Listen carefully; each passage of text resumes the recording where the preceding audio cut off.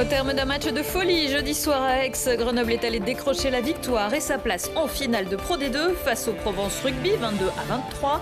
Le FCG n'était pas favori mais a montré plus de fraîcheur physique que ses adversaires, notamment en fin de partie. Le créateur des Géants de retour à la Villeneuve, âgé de 97 ans, Klaus Schulz, est venu il y a quelques jours à Grenoble pour rendre visite à ses créations.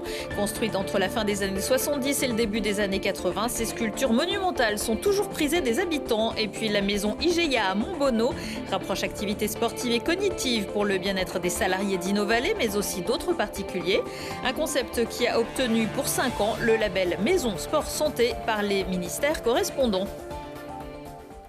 Bonsoir à tous, ravi de vous retrouver dans ce JT du vendredi 31 mai 2024. Du lundi au vendredi à partir de 18h, l'essentiel de l'actualité du Grand Grenoble. Le coup de sifflet final est arrivé au bon moment. Le FCG s'est offert une victoire sur le fil jeudi soir à Aix, battant Provence Rugby d'un petit point 22-23. Un seul essai, mais 5 pénalités pour les Isérois. La revanche pour Grenoble, battu sur ce même terrain en saison régulière et il y a à peu près 2 semaines, 44-20, et qui avait dû faire face en début de saison à un retrait de points pour raisons financières. Ce sera donc une deuxième finale consécutive de Pro D2 pour le FCG, mais on l'espère un dénouement différent de celui de 2023 où Oyonnax l'avait emporté. Écoutez le capitaine Steve Lombapaz, interrogé par nos confrères de Canal+. Incroyable. C'est énorme ce qu'on vit, j'ai pas les mots, franchement on a fait le dos rond, on a été dans le dur en première mi-temps. On a réussi à revenir au score, c'est pas une très bonne deuxième mi-temps parce que je trouve qu'on aurait pu tenir un peu plus ce ballon. Et franchement, c'est énorme de venir s'imposer d'ici d'un point. Et voilà, il faut profiter ce soir, il y a beaucoup de monde qui sont venus pour leur rendre hommage. Mais il faut vite rebasculer demain parce que voilà, on avait envie de retourner jouer une nouvelle finale à Toulouse et c'est que du bonheur. De Toulouse à Toulouse par l'itinéraire bis, c'est presque ce qu'on a envie de dire pour cette équipe de Grenoble, tellement vous avez dû passer par des chemins sinueux. Ça remue quoi en vous là en ce moment? Ouais, c'est énormément de fierté et bien sûr qu'on rêvait de retourner à Toulouse, mais avec tout ce qui s'était passé, c'était dur. Mais voilà, aujourd'hui il faut être fier de ce qu'on a fait. Bravo à Provence quand même pour le match de ce soir, ils nous ont donné du fil à retordre et bon voilà, nous on est contents d'aller à Toulouse, mais comme j'ai dit, voilà, faut pas être heureux d'aller à Toulouse, faut aller là-bas avec des intentions et refaire une nouvelle finale avec un autre dénouement que l'année dernière. La finale aura donc lieu dans la ville rose samedi prochain, le 8 juin. Ce sera face à Vannes ou à Béziers qui se départageront ce vendredi soir. À l'issue de leur garde à vue, l'ancien directeur du SDIS 38, André Benkemoun, et le médecin-chef ont été mis en examen ce vendredi matin par un juge d'instruction grenoblois pour harcèlement moral et homicide involontaire. Mercredi, des perquisitions avaient aussi été effectuées dans les locaux du service départemental d'incendie et de secours de l'Isère à Fontaine. Le 8 février 2021, le sergent-chef Cyril Minard, alors en arrêt pour dépression, s'était suicidé par pendaison. Selon le collectif syndical, il subissait de la part de sa hiérarchie un acharnement qui avait contribué aux circonstances de sa mort. Bangkok à ses Bouddhas, Grenoble à ses géants, assis, debout, couchés, ces colosses de la Villeneuve veillent sur le quartier depuis plus de 40 ans. S'ils pouvaient parler, ils en auraient certainement des choses à raconter. Lieu emblématique, la place des géants avait rendez-vous il y a quelques jours avec le sculpteur qui lui a donné vie. Lina Badreddine l'a rencontré. Plus de 40 ans que ces géants se sont installés à la Villeneuve et qu'ils font corps avec le quartier. Au nombre de 9 à la base, 2 ont dû être détruits afin de construire un escalier, mais les 7 restants sont encore bien présents, tout comme leur créateur Klaus Schulz, âgé désormais de 97 ans. Il est venu prendre de leurs nouvelles. Je n'étais pas du tout au courant que mes sculptures étaient intactes. Parce que j'avais l'habitude que dans des villes nouvelles où j'ai travaillé, que les gosses, les jeunes, ont cassé des parties. Et j'étais stupéfait de voir que tout était comme avant. Beaucoup de ces géants représentent des couples, ensemble ou séparés, en écho au sentiment de l'artiste au moment de la réalisation de ses œuvres. Ce sont des œuvres d'art dans un environnement qui est quand même assez froid, complètement bétonné. Et je trouve que ça apporte un vrai plus. Voilà, et que la rencontre avec l'artiste aujourd'hui est passionnante. On a grandi avec et ça fait partie de nous. Et les gens qui sont tous partis sont tous revenus voir les géants. Et on est très satisfaits et très contents d'avoir rencontré la personne qui l'a dessiné. Et j'espère que ça va perdurer dans le temps.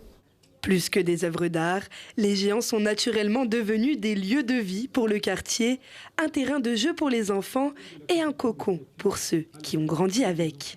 L'idée qu'elle soit grimpable, c'est-à-dire qu'elle pouvait être utilisée par les gosses, ça aussi jouait un rôle quand j'avais des grandes commandes. Tous les soirs, on se rassemble sur les géants et on s'installe sur la main là, que vous voyez en face.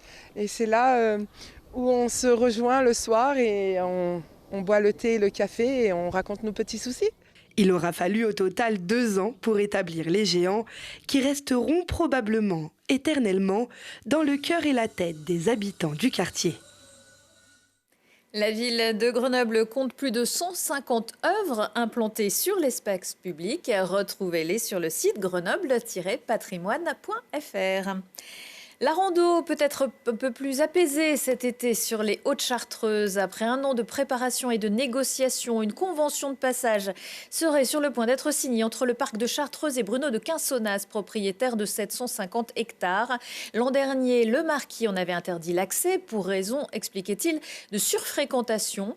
Après la création d'un collectif de défense assorti de manifestations, d'une pétition et d'une tribune dans le journal Le Monde, le préfet de l'Isère et le président du département étaient intervenus pour demander une résolution du conflit. La continuité des sentiers pourrait donc être rétablie, notamment sur les 2 sentiers de grande randonnée. Par ailleurs, le collectif Chartreuse Droit à la Nature demande également un élargissement de la zone de non-chasse dans ce secteur, au moins jusqu'au vallon de Marcieux. Une consultation publique est ouverte jusqu'à demain samedi. Rester zen, pouvoir faire du sport tout près de son lieu de travail, mais en oubliant le travail, parce que le bien-être physique n'est pas grand-chose sans le bien-être mental. 2 Isérois ont créé sur le site d'Innovalet à Montbonneau un club de fitness pas comme les autres, baptisé Maison Igeia, en référence à la déesse grecque de la santé, de la propreté et de l'hygiène. Voyez le reportage de Mirko Pesci. Tout commence par un entretien pour faire un bilan de santé physique et cognitif. À Montbonneau-Saint-Martin se trouve la maison Igeia, l'une des 7 maisons labellisées Sport Santé en Isère. Délivrée par le ministère des Sports et le ministère de la Santé, le label est un dispositif créé en 2019 pour permettre à tous d'être accompagnés pour retrouver la forme. La raison de ma venue, c'est que depuis que je suis à la retraite, je me suis aperçue que je me désociabilisais un petit peu. Et j'avais des problèmes de mémoire. J'espère pouvoir améliorer ma santé mentale et pouvoir reprendre une vie sociale sans crainte, quoi. Selon l'Organisation mondiale de la santé, être en bonne santé est un état de bien-être physique, social, mais aussi mental. Le but de la maison Igeia est de satisfaire ces 3 critères. Bonjour Yann, bienvenue. Dans la vie, il y a des gens qui veulent prendre soin d'eux autrement, c'est-à-dire sur la forme physique de manière différente, sur la forme mentale à la fois soit booster leur cognitif, leur cerveau, booster leurs neurones, ou au contraire apaiser, gérer leurs émotions, gérer le risque, le stress. Ce qui compte, c'est pas la performance, c'est l'effort cognitif qu'on va faire. L'idée, c'est de repartir dans son quotidien avec des outils pour améliorer son fonctionnement cérébral. Ce qui fait du mal aux neurones, c'est bien sûr le stress. C'est l'infobésité, c'est une alimentation qui serait non équilibrée, c'est la sédentarité, l'inactivité physique, et puis le fait de toujours faire la même chose. Au niveau du cerveau, ce qu'il faut surtout, c'est ne pas être dans une routine. En France, la dépression est une maladie qui touche près de 16% de la population de plus de 16 ans. Il existe plusieurs traitements et le sport est l'un des antidépresseurs les plus efficaces. Il améliore le sommeil, permet de créer du lien et booste les hormones. Pourquoi je suis venue? C'est parce que du coup, il y a quelques mois, j'ai fait un burn-out avec vraiment des gros problèmes cognitifs, une énorme fatigue, donc à plus pouvoir aligner, enfin souvenir de 2-3 chiffres à la suite. Enfin, ça a été vraiment perturbant il y a quelques mois et du coup, je sens que ça va de mieux en mieux et le temps fait que ça va reprendre. Les tarifs d'abonnement varient de 75 à 140 € par mois. La prochaine étape pour la maison IGEA est d'accompagner l'enfant dans la lutte contre la sédentarité. Et si vous aussi, vous voulez essayer, la Maison IGEA propose mercredi 12 juin un atelier découverte de la méditation en pleine conscience. L'agenda sport du week-end et le rugby, c'est aussi sur un fauteuil et olympique. Le rugby quad de Grenoble fête ses 10 ans samedi à partir de 16h au gymnase des Bains Olympiades. Mini-tournoi et match d'exhibition au programme. Du cyclisme avec samedi la classique des Alpes juniors à suivre sur Télé Grenoble à partir de 12h15 et toujours en direct dimanche l'Alpe Grésivaudan classique à partir de 13h15. 20 équipes de femmes ultra déterminées à briller sur les routes iséroises entre Chapareillan et Champs-Rousse, les meilleurs cavaliers de la région Auvergne-Rhône-Alpes. Sous vos applaudissements à l'étrier du Dauphiné, 600 concurrents amateurs et professionnels sont attendus vendredi, samedi et dimanche à partir de 9h pour ce concours hippique national. L'entrée est gratuite. Courir ou marcher contre le cancer, les Chiroloises vous invitent ce dimanche à la Frange Verte pour une course de 5 km à 10h ou une rando de 12 km à 8h30 pour aider la Ligue contre le cancer et les Blues Roses. Inscription jusqu'à samedi 17h30, place des 5 Fontaines, c'est face au cinéma. Mais vous pouvez aussi crapahuter dans la boue en défiant les obstacles sur 10 km. L'Alpha Run, un tracé pour vous à Laffrey, c'est dimanche. Inscription encore possible sur place. Et puis un clin d'œil à l'Union sportive Sassenage Basket qui veut faire partir ces jeunes souvent en situation de précarité à New York en immersion sur les terrains de la NBA. Pour aider au financement au voyage, l'USBB organise un grand tournoi de basket catégorie U9 à 17 et 18 féminins dimanche 2 juin à partir de 8h15. C'est à la halle Jeannie Longo de Sassenage. Dans l'agenda également, marché par fierté. Et pour faire la fête, les associations LGBTQIA+ grenobloises organisent samedi après-midi une marche des fiertés au Jardin de Ville avec un village des fiertés pour faire connaître actions et ressources. Il sera également installé à partir de 13h, puis des performances et à 15h une déambulation en ville. Suivi à 19h d'un concert, on espère qu'un arc-en-ciel apparaîtra entre deux averses. Le mois des fiertés se poursuivra jusqu'au 16 juin.